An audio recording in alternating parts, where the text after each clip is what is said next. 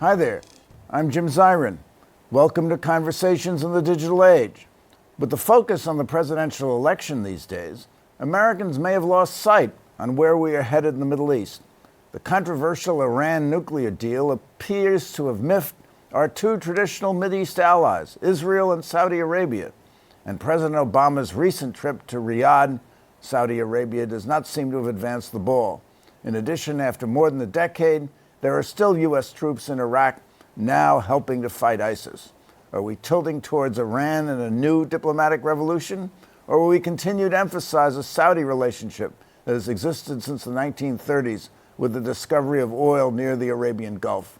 With us is Vali Nasr, who served the nation as a close advisor to the late diplomat Richard Holbrooke on Afghanistan and Pakistan. Vali is the Dean of the School of Advanced International Studies at Johns Hopkins. His latest best-selling book, The Shia Revival: How Conflicts Within Islam Will Shape the Future, is required reading for those seeking an enlarged understanding of conflict in the Middle East. Vali Nasr, we're delighted to have you with us. To be with you. Now, talk to us a little bit about this famous meeting in Riyadh between Obama and King Salman. It was supposed to clear the air. What was the air that needed to be cleared, and did it succeed?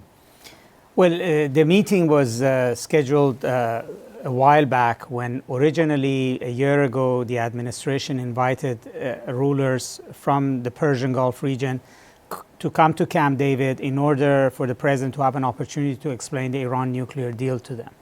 At Camp David, the GCC leaders invited him to attend their next formal GCC meeting in the region, and this meeting was in Riyadh. So this was basically a follow-up meeting to the original reassurance exercise in Camp David. And for our viewers, GCC is Gulf Cooperation Council, which is basically the little emirates around the Persian Gulf plus Saudi Arabia. There was not a big agenda for the meeting other than that what was promised at Camp David would be reiterated and perhaps new military deals would be signed. It would be more of a gesture of American commitment. The problem was that before the president went to Riyadh, there was an interview was published in the Atlantic Monthly with Jeff Goldberg and the president, in which the president referred to Saudi Arabia as a free rider, accused Saudi Arabia of stoking extremism around the world, and basically said Saudi Arabia has to learn to share the region with Iran. I mean, these were not things that the Saudis wanted to hear, that their status as an ally was being diminished, not only vis-a-vis Iran, but they were being called free riders. So the president basically arrived in Riyadh with already the air having turned frosty in relations with the Saudis. So not much came out of that meeting, really. Well, stoking the flames, or perhaps just increasing the frosty nature of the relationship, Donald Trump, during the campaign, said we should withhold all military assistance from Saudi Arabia unless they're willing to pay for it. So that certainly didn't help the relationship, did it? Well, there's something bigger going on than just the Iran nuclear deal that probably troubles the Saudis. One is that there's now a perception among Americans across the board that they no longer need Saudi oil, that the United States has by and large become energy independent, and therefore we really don't need to treat Saudi Arabia the way we did before. Secondly, with the attacks in San Bernardino, in Paris, in Brussels, the issue of extremist Islam in the manner in which we confronted after 9/11 has been revived, and that always puts Saudi Arabia in line of fire as a country that is tolerant of, if not actually promoting extremism around the world. Plus their possible involvement in 9/11 with the famous 48 pages and intimation, anyway, that with 15 of the 19 hijackers were Saudis and possible involvement of officials of the Saudi government. Well, that was also an issue after 9/11. But the fact that after 9/11, the administration, the Congress, everybody saw it fit not to address the issue then, but rather now they want to open it up, is suggestive of that bigger problem the Saudis have, which is that the Americans now feel less dependent on Saudi Arabia and find it much easier to criticize Saudi Arabia, to attack Saudi Arabia, to threaten to reveal closed documents. All of this is problematic for the Saudis. So basically the idea that they're losing United States to Iran is part of the larger problem that the Saudis feel that the U.S. no longer values Saudi Arabia as a strategic partner in a manner that it has done for most of the past 3 decades. Well, how much can they really complain about a tilt toward Iran? I mean, their military budget is something like $85 billion. Iran's is about $15 billion.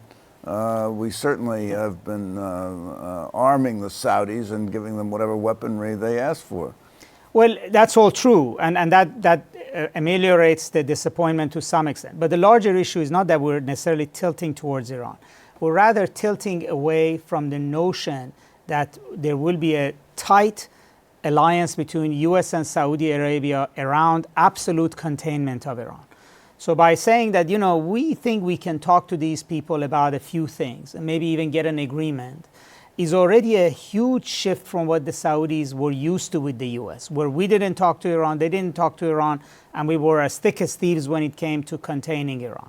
So now that's no longer there. As much as arms you might give them, it doesn't change the fact that the U.S. now has a different theory of the case about handling Iran than they do. And they're not worried about right now, I think, even though they say they're concerned about Yemen and Syria and Iranian bad behavior. They're more probably worried that if the Iran nuclear deal does not end here, that somehow 10 years down the road there will be many other deals and maybe Iran will begin coming back into the region. And then essentially Saudi Arabia may confront the same problem that Japan or Philippines encountered after China fully integrated into the global economy. So sort of a regional behemoth that you can no longer demand to be excluded from the region because it supports terrorism, builds nuclear technology, and has bad behavior. Iran with good behavior could begin to elbow its way around the region much more effectively than Iran with bad behavior. Well, of course, there is a sectarian divide between the Saudis and the Iranians. The Iranians are Shia, the Saudis are Sunni. The Saudis recently executed a Shia cleric, which was an extraordinary action.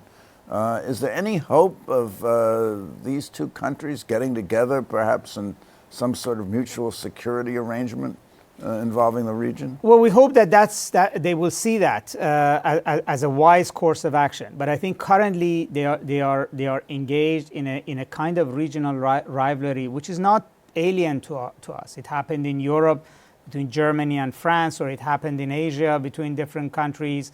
You have two countries who see their interests as somewhat mutually exclusive right now.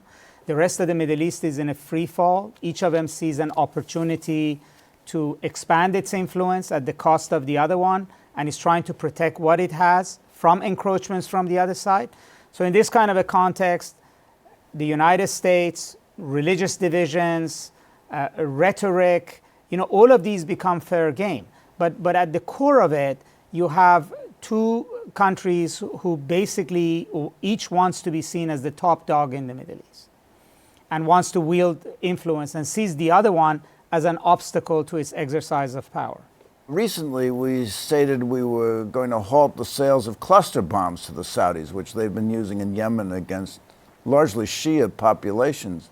Does this indicate really that we're kind of leaving them, that we may be cutting them loose or leaving them high and dry? Well, I mean, first of all, the use of cluster bombs is problematic. In other words, any time that any ally of the United States which has purchased weapons from the United States use them in a manner that could be contravening international law or have a reputational or legal risk for the United States, it's a problem. Now, the U.S. probably at the beginning tried to manage the Saudi use of cluster bombs quietly, But increasingly, there's now evidence from varieties of international organizations that doesn't allow the United States to say, well, this is not happening. So the United States has to criticize Saudi Arabia, and perhaps is trying to use the threat of not selling any further cluster bombs or criticizing Saudi Arabia publicly as a way of influencing the manner in which Saudi Arabia conducts the war in Yemen. You know, Yemen is the first time we've seen Saudi Arabia at war in this manner. And some of the way in which it has conducted the war makes us uncomfortable. It has hit too many civilian targets. Its air campaign has not been as accurate as it was supposed to be. There's too much collateral damage, and is laying waste to a country which is already infested with Al-Qaeda. And if Yemen becomes yet another failed state, which looks like to be the case, you know, that means yet another home for ISIS and Al-Qaeda, and yet another headache for the United States. It's bigger than it's been the case. So the U.S. has been uncomfortable with the fact that the Saudi war has not been clinical, has not been accurate, has been indiscriminate, has had too much civilian cost, and that Saudis don't have an exit strategy of how do they get out and how they put Yemen back together. So the United States is getting a bit nervous, and it's beginning to express that nervousness. Let's just move to the Iran deal for a moment. Was this a good deal for the United States? Was it a good deal for Iran? Iran seems to have weakened their hold in the region by giving up their nuclear program. In exchange, the United States gave up sanctions, and there's a lot of pushback in the United States in moving from a sanctions world to a sanctions-free world. How is that going to play out? Well, generally, I think it was a good deal for the United States because the U.S. used the sanctions very effectively to get the Iranians to the table and get the Iranians to agree to things that they have never done before. So in effect, Iran mothballed its nuclear program for a period of 15 years in terms of enrichment, but beyond that in terms of actual broader nuclear activity. It has dismantled its plutonium facilities. It has done a lot of things that we didn't want them to be doing. And yes, although this is not permanent, it does provide the world with a 15-year to 20-year time period that we know Iran is not doing the kind of nuclear activity that worried us. Even generals and security officials in Israel, not the government, but the security officials think it's a good deal, that it has relieved a lot of worry from Israel, at least for a period of time. And it is a good deal because actually we're seeing that the Iranians are very frustrated in the sense that they're not getting the economic dividends that they thought they would get out of the deal, and that it has not materially improved Iran's role in the region. In fact, one of the consequences of the deal has been that the United States has been giving tens of billions of dollars of weaponry to UAE, Kuwait, Qatar, Saudi Arabia, Israel. So you have a situation in which Iran gave up one big strategic toy, hasn't got anything in return, but whereas all of its competitors have now been armed further to the teeth. So regardless of the complaining people do, at the military level at least, the Arabs are now better armed than before the deal, and Iran has a lesser leverage than it had before the deal. So all in all, it is a good deal. At least right now it's a good deal, but obviously this deal has to survive. The Iranians has to stick with it. The United States has to stick with it. If at the end of 15 years, we look back and see that Iran actually did everything it said in the 15 years, and the US said everything it did in 15 years, then it would have been a successful deal. But in the very short run, it allowed the United States to solve a problem that frankly, it had no other way of solving. Sanctions by themselves would not have taken the nuclear program away, and war was not really an option. So the United States did get to protect the region from a nuclear scenario for a significant amount of time. But in a period of 3 or 4 years, the Iranians, under the deal, are permitted to have missiles, which they could use to strike their neighbors if they wanted to. I mean, how do we prevent them from doing that unless we impose more sanctions? Well, whenever you do negotiations, you can't have mission creep.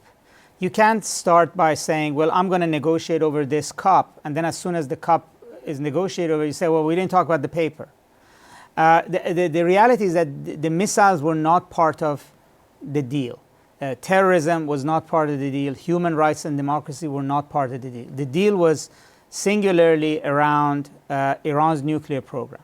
That's largely because the rest of the P5+1, that's mean the other four permanent members of the United Nations plus Germany had not agreed to solving all of Iran's problems under negotiation, but only its nuclear deal. So the deal is successful because it dealt with what it was supposed to deal with.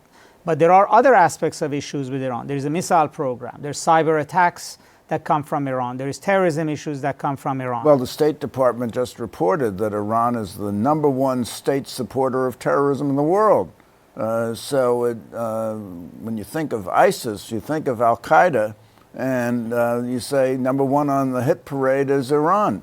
So what are we doing about that? Well, Iran is a major supporter because of Hezbollah and other militias, but it cannot be blamed for the largest terrorism problem that confronts the U.S. and Europe, which is ISIS and Al-Qaeda, which has its source in the Sunni world, not in Iran's Shia world. But the reality of it is that there has to be other deals that deal with Iran's missile technology or terrorism or human rights. And those may come if your nuclear deal is successful. Then you go to the next deal and you talk to the Iranians about their missiles.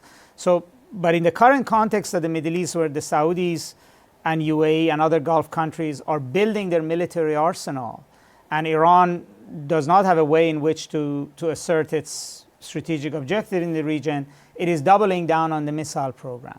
And I don't see that being resolved unless the relations between Iran and its Arab neighbors improve, where neither side sees the necessity to be investing so much in military technology.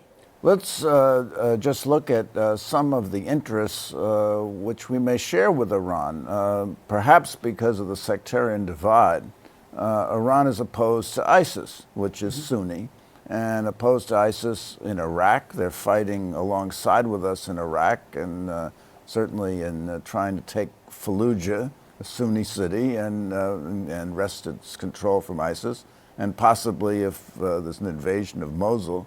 So we share an interest there, and we share interests in Syria, where ISIS also has a foothold. About half of the ISIS fighters are in Syria, maybe 20,000, and half in Iraq. So isn't there ground there for engagement and getting together and trying to solve some of the problems of terror in the Middle East? Well, it has been. There's no doubt that if Iranians had not quickly responded to ISIS, that the Kurdish region of Iraq and Baghdad would have probably fallen to ISIS very early on, because the Iraqi army had completely collapsed and there were no U.S. troops on the ground. If anything, Iran provided the time for the United States to stand up a new Iraqi army that's now back in the fighting. But still, most of the fighting on the ground against ISIS is done by militias supported and trained by Revolutionary Guards, and there have been times where air support has come from the United States over militias backed by the Revolutionary Guards.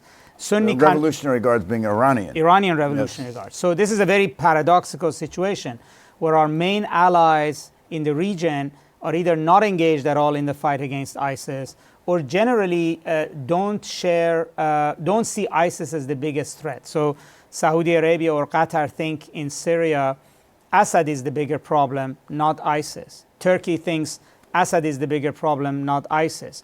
The Europeans, I don't think any longer think that Assad is the bigger problem. Assad is a huge problem, but it's not the problem of ISIS is now problem of ISIS, and therefore we're not on the same page with them. But there is a big gap between sharing interests and converting to those shared interests to actually a pathway forward towards building better relations together. And so Iran and the United States have still a lot of work to do before there would be on a positive path together. So the nuclear deal was a big win because the two had never actually negotiated directly and never had signed on to anything directly. So that's a big win. The fact that they're fighting in Iraq on the same side and potentially in Syria on the same side is positive. But these by themselves don't change the character of the Iranian regime. They by themselves don't change the character of Iran's foreign policy. Because what you said, you could equally well be saying this to the supreme leader in Iran. You could say, well, you just signed a nuclear deal with the U.S., and isn't the U.S. also helping you in Iraq, and isn't the U.S. now helping you in Syria. So why don't you change your policy towards the United States and be a lot friendlier? And he says, I'll think about it. Well, absolutely. He's going to say, perhaps in a moment of truth, he's going to say we have 40 years of hostility. I don't trust them. And also the change is a very big change and I can't do it overnight. But these are better steps than had existed in the past. There are things essentially a challenge to build on, but they by themselves don't solve the problem. Well, now, what about Israel, Vali? We saw a time where the Iranian leader, non-religious leader, Ahmadinejad, said that he wanted to wipe Israel off the face of the map. Netanyahu said Iran is an existential threat to Israel. Now they seem to have moved off that position. Do you see? Meanwhile, Israel seems to have forged a closer relationship with Saudi Arabia. They're cooperating with them on the bridge to Egypt. They are meeting with them. They certainly don't have full diplomatic relations, but they seem to be talking a great deal. So do you see a reconfiguration there of interest? Yes, this is going to be a fluid picture for some time, largely because Iran, Israel, Saudi Arabia's view of one another is not necessarily personal. It has to do with how their interests configure in the region. Iran's animus towards Israel has always been peculiar because Iran is not Arab. And often it has... And it's not a neighbor. And it's not a neighbor, and it doesn't have a territorial dispute. And even as we speak, still Iran has the second largest Jewish community in the Middle East after Israel. And the reality is that Iran's animosity towards Israel was always because Iran wanted to curry favor with the Arab public. Because being popular on the Arab street always mattered to Iranians a lot. And they figured that they're Persian, not Arab, and they're Shia, not Sunni. So the only way to curry favor with the Arabs was to be better at the Palestinian issue than the Arabs themselves. More royalist than the king. More royalist than the king. So there was an Arab world to compete over, right? Now that Arab world is no longer there, and that Arab world has turned very hostile towards Iran because of the sectarian issue. It remains to be seen going forward whether Iran will continue to try to be more royal than the king, or maybe it will begin to gradually recalibrate its position. Similarly, Saudi Arabia has viewed Iran as the biggest strategic threat because of the country's size, because of its nuclear capability, because of its ability to project power right on Israel's border through Hamas and Hezbollah, and therefore has always identified Iran as the force to remain focused on. The other Arab countries can be political nuisances, but they're not really a military threat to Israel. So the Israelis have reacted to this Iranian threat. Now, Israel is trying to ally itself with the Arab countries in order to contain Iran. But potentially down the road, if Iran begins to shift its position, Israel may change its position as well. I think because the heart of the Middle East has collapsed, Iraq, Syria, Yemen, Egypt, you have even low oil prices, all of these issues. I think everybody's looking at the map, and after several decades of very firm stability where everybody knew where they stood and what the rules of the game were, everybody's trying to figure out how they're going to play this and what might be coming next. I mean, nobody knows what's going to emerge in Syria and Iraq once the dust settles. And it may very well be that Iran and Israel may find themselves in a very different place trying to manage their affairs in Syria and Iraq than where they are now, or Iran and Saudi Arabia may begin to arrive at certain common ground, and then the Saudis no longer see any need to work with Israel. And then there's always a black swan event. If there is a major Palestinian intifada all of a sudden, which we're seeing at times threatened, that might make it very difficult for the Saudis to have any kind of a relationship with Israel. If you talk to Israelis, they'll say, well, they're not so worried about ISIS, they're not so worried about Al-Qaeda or even Hezbollah or Hamas, because they're just terrorist organizations. Mm-hmm. What they're worried about is a state that's hostile to them, and the only state in the Middle East that's really hostile to them is Iran. They're a member of the international community, and and they're going to have missiles. One day they may have nuclear weapons again. So what do they do about that? Well, that's absolutely correct. But at the same time, if you're sitting in Iran, you also realize so does Israel have missiles. and it has capability, and it has ability to build a computer worm that can bring down Iran's nuclear program. But the question is, Iran once decided that it no longer can deal with the United States in a confrontational manner, and at least it has to go to the negotiating table and try to cut its losses and arrive at a more manageable situation. So, Vali Nasr, I have a question for you. Sure. And the question is, do you believe that U.S. foreign policy will increasingly tilt toward Iran and away from Saudi Arabia? Not immediately. I think the U.S. tilt away from Saudi Arabia, it does not have to do with the U.S.'s tilt towards Iran. This is not sort of the other side of the coin.